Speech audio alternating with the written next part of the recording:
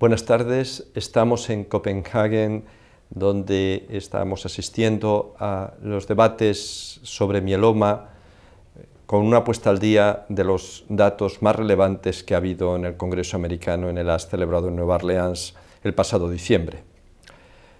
Dentro de los pacientes de nuevo diagnóstico candidato a trasplante, quizá uno de los estudios más importantes es el que ha presentado Michele Cabo en representación de varios grupos cooperativos europeos, italiano, francés, español, alemán y holandés.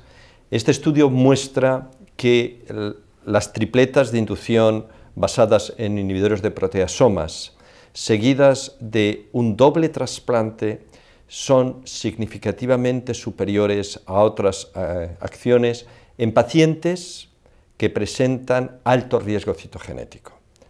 Es la primera vez en la cual pacientes con translocación 414 o deleción de 17p muestran un pronóstico similar al resto de los enfermos, y esto en el análisis multivariante aparecía asociado con esos dos factores que he hecho referencia: inducciones basados en inhibidores de proteasomas y doble trasplante. Quizá probablemente hacen falta estudios randomizados que confirmen estos datos, pero las series de pacientes que se han unido eran muy importantes, y en la práctica clínica algunos centros estamos ya empezando a ofrecer a nuestros enfermos esta posibilidad terapéutica. Con respecto a los enfermos no candidatos a trasplante, el estudio más importante que se presentó es el ensayo clínico con 1.600 enfermos que comparaba uno de los estándares de tratamiento hasta ahora, MPT, melphalan-prednisona talidomida, frente a la lenalidomida dexametasona, bien durante 18 ciclos o hasta progresión.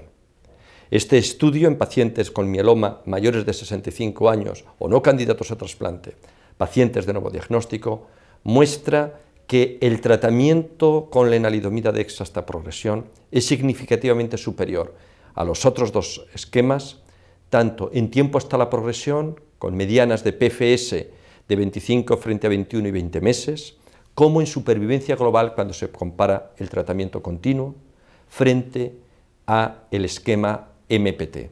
Además, la tolerancia del esquema lenalidomida dexametasona ha sido francamente favorable, y un dato que creo que es relevante: no se ha detectado un incremento en la incidencia de neoplasias secundarias, y esto va en la línea de otros estudios previos que mostraban que lenalidomida, cuando está asociada con dexametasona, no parece tener ningún riesgo de seleccionar clones asociados a neoplasia secundaria.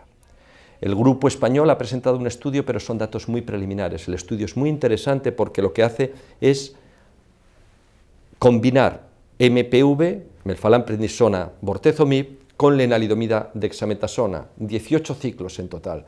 Y la comparación es estos 18 ciclos dados de forma secuencial, 9 de MPV seguidos de 9 de lenalidomida dexa, o de manera alternante.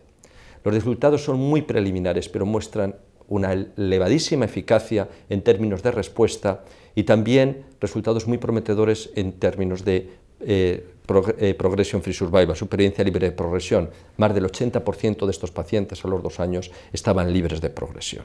Por tanto, también en los pacientes no candidatos hay novedades importantes que pueden impactar la práctica clínica.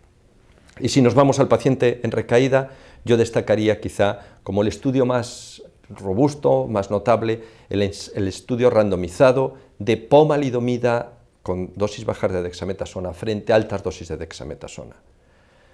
Pomalidomida significativamente superior en términos de supervivencia libre de progresión, 4 frente a 1,9 meses, y también casi el doble de supervivencia global.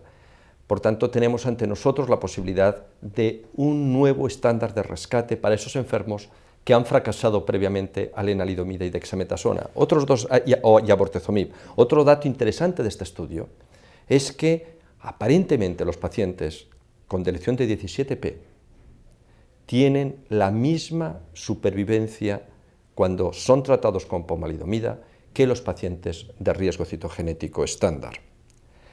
Otros datos que pueden ser también en el futuro muy importantes son los datos iniciales en pacientes refractarios a bortezomib que han sido tratados con un inhibidor de histona de acetilasa, panovinostat, más bortezomib y dexametasona, hay un 30-40% de estos enfermos que pueden ser rescatados. Y los datos allí en ASH no se han presentado, pero hemos oído en ASH un press release de que el ensayo randomizado bortezomib-dexametasona frente a panovinostat bortezomib-dexametasona demostraba superioridad para la rama experimental. Y termino simplemente haciendo referencia a algo que para mí creo que va a cambiarnos la práctica en el tratamiento del mieloma, los anticuerpos monoclonales, anti-CS1 y anti-CD38. Los datos con anti-CD38 como agente único son realmente esperanzadores, 30-40% de respuestas parciales. Combinado con la enalidomida se ha presentado en ASH, prácticamente todos los pacientes responden y además las respuestas son de alta calidad. Creo que todos podemos congratularnos de que los avances que hemos visto en la última década para los enfermos de mieloma no parece que hayan llegado a su final, sino más bien al contrario.